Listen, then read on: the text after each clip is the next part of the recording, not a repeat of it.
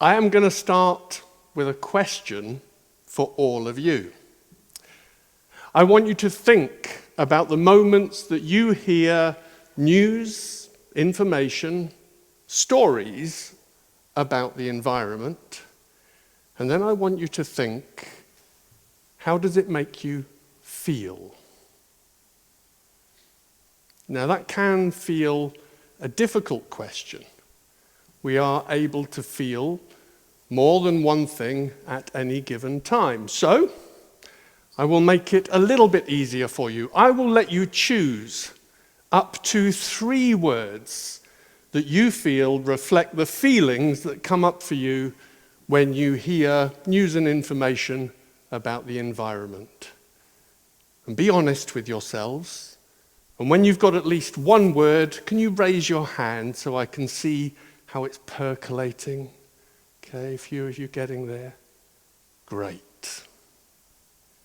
And now I wonder how many of the words you're thinking of can be found here. I've been asking this question since 2022. So far, this word cloud has had 758 responses, where the more frequently a word is used, the larger it appears. And as you now try to see where your words are in this cloud, you might begin to see something important. That yes, there is a broad mix of words, but overwhelmingly, the majority of these words seem to come from one particular end of the emotional spectrum. And that got me thinking. In a world where we are the stories we tell ourselves about ourselves, what does this tell us about the stories we are being told regarding the environment? And more importantly, what those words, what those stories, what that information is doing to us. So yes, my name is Carl. I am a storyteller, and that is to say that I stand up and I tell myths, legends, folk tales, and yes, on occasion, even a fairy tale. But once upon a time, I was not a storyteller. It's not exactly the thing at the top of your list when you go and see your careers counsellor. Once upon a time, I worked in a pet shop on a Saturday. Once upon a time, I became an aquarist, working in public aquaria. Once upon a time, I was a marine biologist, a biological researcher, an environmental educator, a conservationist, and at one time, a national park warden.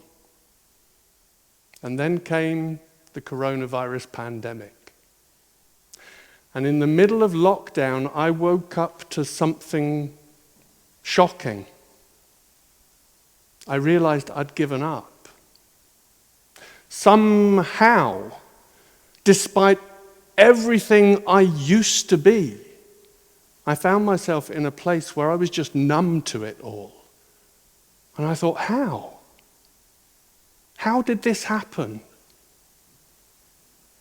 And so I started looking.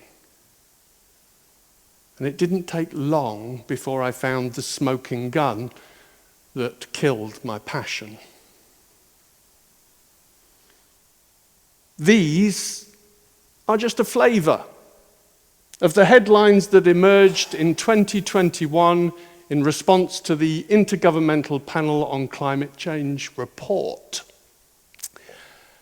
I have grown up with these kind of stories. Now, I want to be fair with you. I want to be honest. The science regarding how stories like this affect all of us is divided.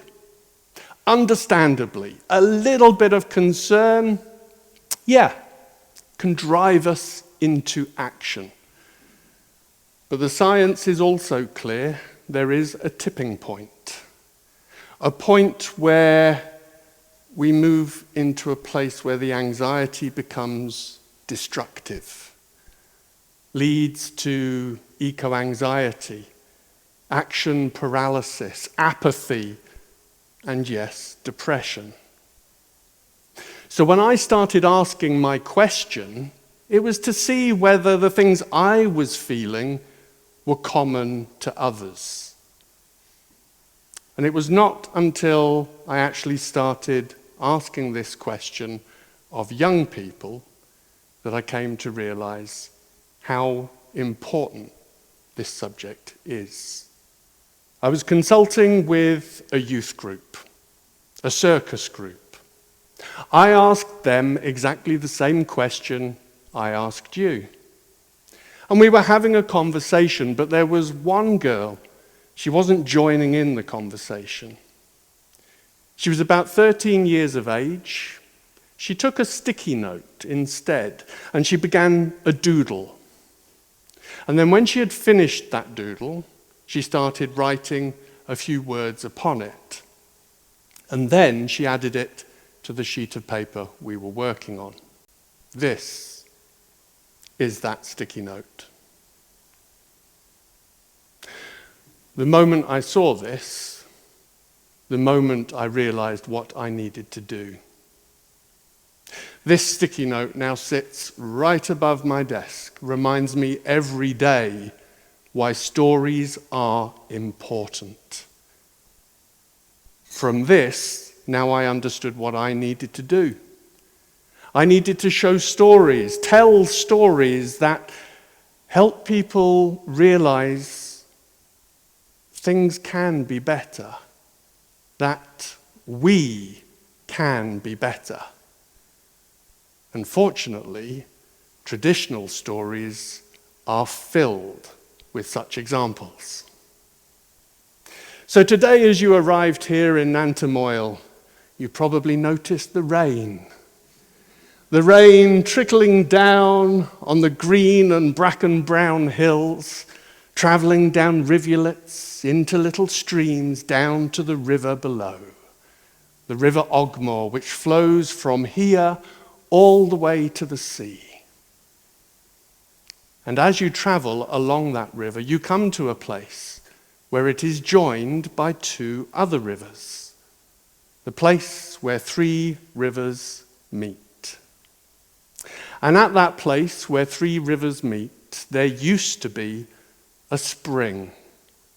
It was known as the Shewell, an upflowing of water from deep underground, breaking the surface in a cave, and then overflowing down a shallow channel to the place where the three rivers meet. For the longest time, it was the most reliable source of water. And when you came to collect your water with your buckets, you always collected your water from the shallow channel outside. You never went into the cave. Because you see, there were stories. Stories that it was the home of a Granon. Now, we could go into the whole mythology of Granon, but for now, just consider a water spirit. But a water spirit that detests people, because these stories spoke of people who had gone into the cave, never to return, dragged down to a watery grave. Now, those stories, they helped cultivate a healthy respect for the Shewell, and by association, the land all around. And I don't know why it is. As time moves on, sometimes people forget to tell the stories. And so it was. The people forgot why the Shewell was important. And as the ages of man rolled on, an emptiness filled the hearts of the people. They didn't know what this void was, But desperate to fill it, they began reaching out for anything they could find to fill that emptiness. Gold, money, material gain. And so it was. The land became a place of haves and have-nots. Those who grew rich grew even richer, bought up huge swathes of land, ripped it open to find even more riches beneath. Those who grew poor grew even poorer, until they were forced to do things that no human being should ever be forced to do. At one point, it is said things got so bad that the 3 rivers ran red with blood. Through it all, the Granon, she didn't care. She sat in her beautiful crystal pool watching us slowly destroy ourselves. She was not inclined to get involved. Until, drip by slow drip, dirt, pollution began to drip into her beautiful pool. And that was an insult she would not tolerate. She drew back the waters of the Shewell. And so when the people came to get their water the following day, they found it dry, but not empty. Instead, it was filled with serpents, with toads, but more than that. From the opening of the cave that the Shewell was within, they could hear the cries and the sobs and the moans of the Granon, and they were afraid. They gathered on the banks where the 3 rivers meet, and they began to talk. And talk and talk and talk about what they might do. A little girl, no more than 8 years of age, grew tired of the adults' chatter, began to walk away unnoticed, her feet leading her up the grassy slope towards the cave, towards the moans, the cries, and the sobs. When she got there, she knelt down. She called into the darkness, "Are you okay?" The adults stopped their chatter, turned in open-mouthed horror. Even the wind itself seemed to hold its breath, wondering what would happen next. As the little girl called again, "Are you okay? Is there anything I can do?" And from the darkness, there came a voice. "Oh, my child. Oh, my child, it has been so long since anybody asked me such a thing." And the people gathered, and they began to talk to the Granon. And they asked her, "Will you return the waters?" And she said, "Yes, on one condition. You go back to caring for the land like you once did before." And so that's what they did. The people of TEDxNantymoel and every community all the way down to the sea, they began to work hard to put right what they had done wrong. And when they were finished, well, as we know in Wales, parties. There was a festival. There was music, there was dancing, and yes, people began to share the stories once more. And in the middle of that festival, the waters of the Shewell began to flow once more. And it is said that in that moment, old people grew young once more because of the joy that was shared at the returning of the waters. These are the stories that excite me. When we relegate traditional tales to the kids' corner, we do them and ourselves such a disservice. Because these stories are probably more relevant today than they were in the days they were first told. Because within them is a wisdom that has passed down through the generations. They contain within them fundamental truths about what it is to be human. Because climate change is not the problem. It's not.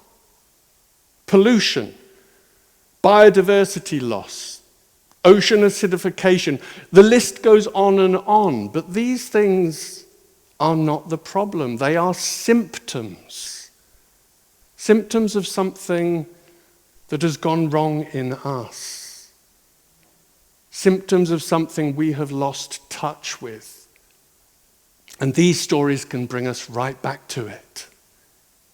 These stories remind us of our ability to overcome, our ability to learn from our mistakes, and how we can come together around a common problem.